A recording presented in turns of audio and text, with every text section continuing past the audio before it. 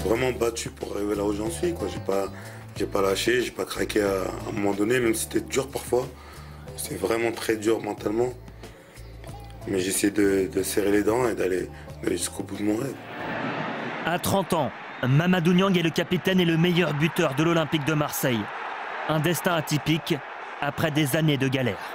Tu te rappelles de où tu étais il y a 10 ans? Il y a 10 ans, j'étais en DHR. J'étais à 3. Ouais, en DHR à 3. Plus précisément à Saint-André-les-Vergers, dans la banlieue troyenne. Un an auparavant, Mamadou Niang est viré du centre de formation du Havre. De cette période, il a gardé un ami, James Pastel, son coéquipier attaquant en DHR.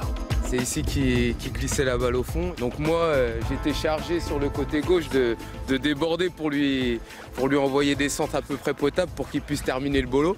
Et puis voilà quoi. Mamad, il a vraiment un très très gros mental et ça s'est vu au fil de ces années parce que même à Saint-André, il n'y a personne qui aurait pu imaginer que le joueur qu'il y avait sur ce terrain terminerait attaquant numéro 1 de l'OM quoi. Tu bossais en même temps?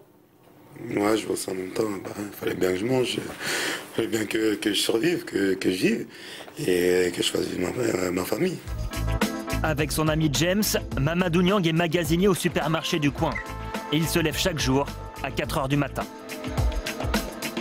Il a failli louper sa carrière de football à cause d'un accident de mobilette. Donc, C'est-à-dire voilà, c'est-à-dire que quand il venait bosser en hiver, ça lui arrivait avec le verglas et tout de glisser une paire de fois. Mais bon, c'était une belle expérience pour moi, j'ai beaucoup appris de ça. Ça m'a fait prendre conscience aussi que c'était très dur de gagner sa vie. Pour passer de magasinier à capitaine de l'OM, Niang ne s'est pas ménagé.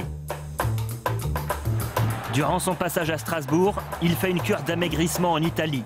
En 10 jours, le Sénégalais perd 10 kilos. Quelques mois plus tard, en avril 2005, il remporte la Coupe de la Ligue, puis signe dans la foulée à Marseille. 4 ans et demi plus tard, enfin la reconnaissance.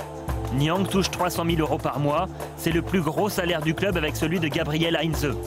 Et surtout, il porte le brassard de capitaine à l'OM. C'est vrai que c'est une fierté pour moi à chaque fois que je rentre sur un terrain de pouvoir porter ce brassard. Et surtout à l'Olympique de Marseille. C'est ma 5e année, je suis bien à Marseille, je suis bien dans cette vie, je suis bien dans ce club. Donc ouais, c'est comme une deuxième famille pour moi. Un capitaine exigeant et râleur. Mamadou Niang ne supporte pas la défaite. C'est le message qu'il veut faire passer auprès de ses coéquipiers. Ils savent que c'est pas méchant, que vraiment chaque match que je joue, j'ai vraiment envie de le gagner, mais que ce soit à l'entraînement ou encore pire sur le match, je suis un compétiteur. Je râle même parfois par rapport à mes propres performances à moi. Donc moi, j'ai envie de nous bouger, que ce soit moi, que ce soit eux, que ce soit tout le monde, quoi.